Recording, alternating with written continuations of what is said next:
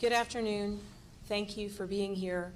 I am joined by Secretary of Public Safety and Homeland Security, Stanley Metter, Secretary of Transportation, Nick Donahue, State Coordinator for Virginia Department of Emergency Management, John Scrivani, Commissioner of VDOT, Stephen Britch, Superintendent of Virginia State Police, Jeffrey Katz,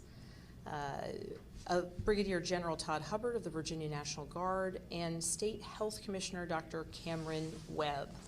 I want to begin by giving a couple updates on where we are in our preparation for what we are anticipating to be a catastrophic storm.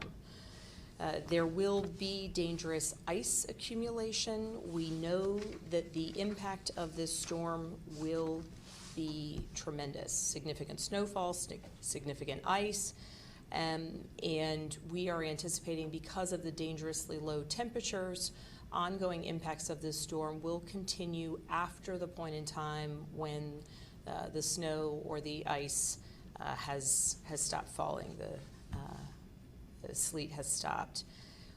We want everyone to be prepared for significant and extended power outages during and after the storm, because of wind that we're anticipating, because of the ice, and again, the freezing temperatures. We expect that Virginia will experience power outages even after the snowfall has ended. I'm going to open it up to questions in a few moments, but I wanted to give a couple updates on the preparation that we're doing across the Commonwealth. The Virginia Department of Transportation has completed all of their pre-treating and will continue to do the hard work of ensuring that we are ready for this storm. They have begun 24-hour operations, which includes pre-positioning of vehicles and tree crews.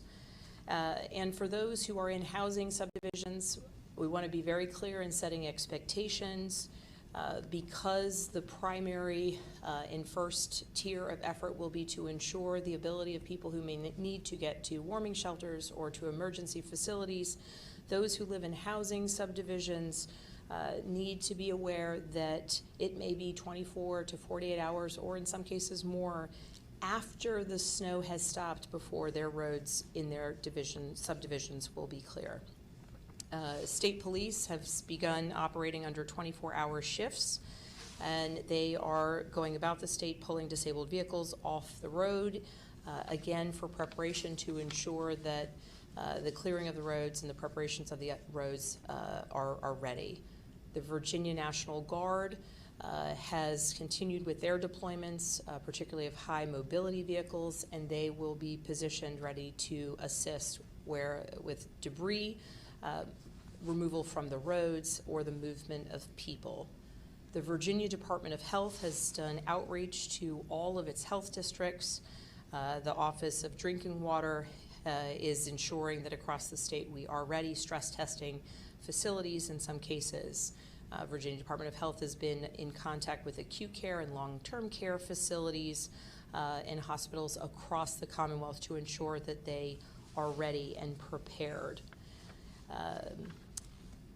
Here in the Commonwealth, the state is also coordinating with our energy providers to make sure that we are in constant communication to ensure the ability to react to downed power lines and provide assistance where and contend with power outages and track those carefully.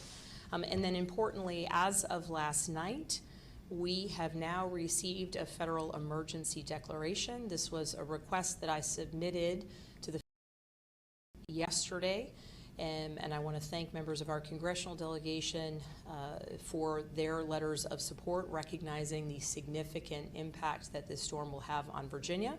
And I want to thank Secretary Noem and President Trump for signing off on that declaration last night.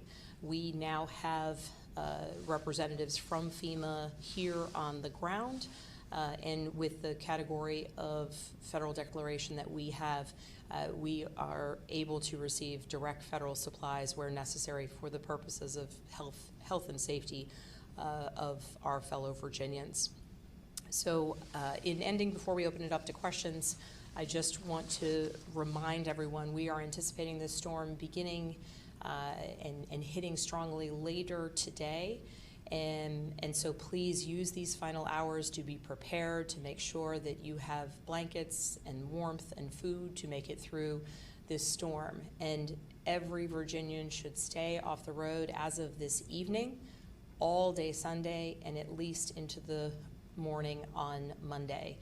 We will be providing updates throughout the weekend so that people know the status of the circumstances and where there may be passable roads. But please, it is so vitally important, both for individual safety, but also for the ability of first responders to be able to help those in need, that we have everyone off the roads Saturday night, all day Sunday, and at least through Monday morning. And now I'll open it up to questions.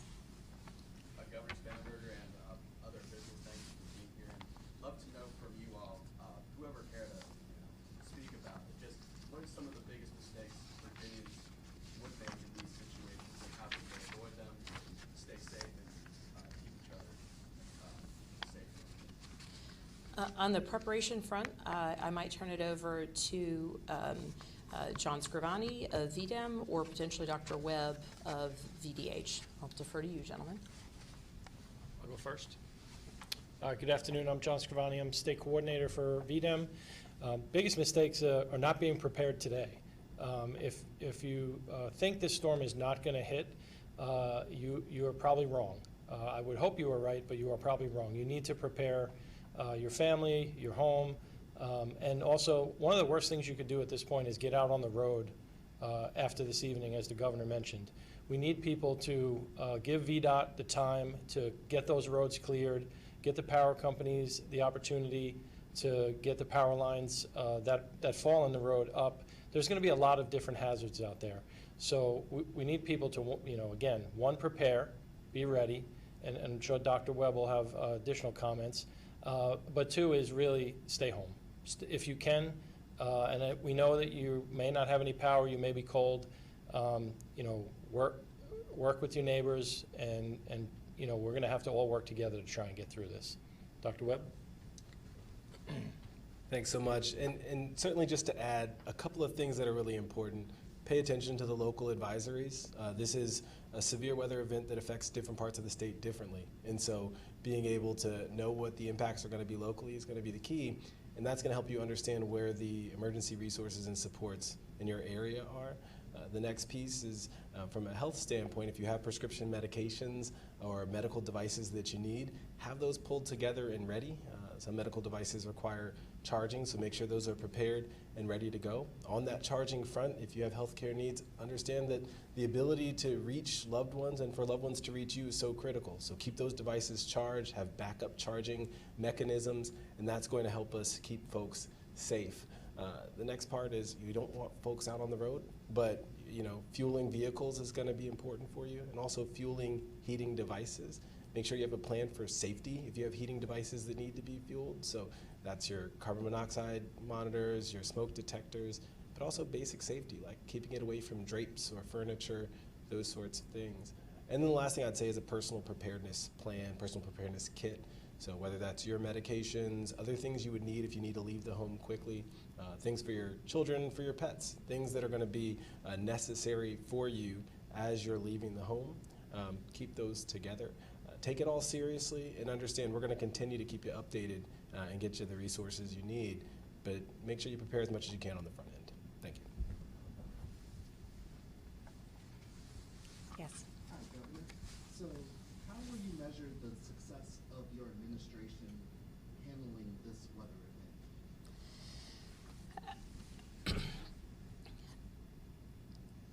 event? I would say that while I respect the press, I think when we're talking in terms of the safety of our fellow Virginians, this is about how we are keeping people safe, how we are keeping people informed. And I think that right now I am deeply grateful for the hard work of certainly the folks in this room. There are many, many more people in this room at this moment than just the folks behind me. the leadership of the folks behind me, and the efforts to ensure that we are ready for this type of storm. You may have noticed through some of the press advisories that day by day it's been a severe weather storm, it's been a strong weather storm. Now we are in the place where we are characterizing and recognizing that this will be a devastating storm with major impacts across the Commonwealth. And so, my goal certainly in this storm and in responding to this crisis is that we're making sure that Virginians across the Commonwealth are hearing from the experts that know the work is being done on the ground to clear roads, to prepare, whether it's locally warming stations or whether it's ensuring coordination with hospitals and our health districts.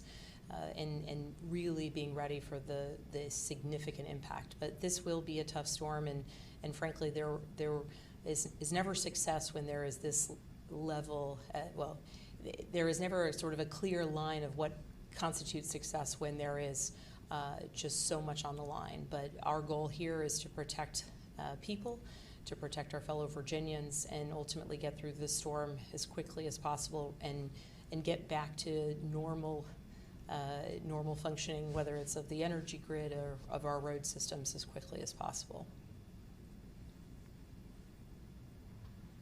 Governor Spanberger and other officials, I just would love to know from you all, on social media and sometimes on television, people talk about looking out for vulnerable populations, immunocompromised, elderly. Yeah. People who may suspect that something they're worried about their vulnerable neighbors. What advice would you all give to report that, just so everyone is good at the end of the day? Yeah, well, on this one, I'll turn it over to some of my colleagues here, but importantly, recognizing that your neighbors may need additional supplies, whether it's portable chargers so they can keep their cell phones and that connectivity to loved ones or to first responders.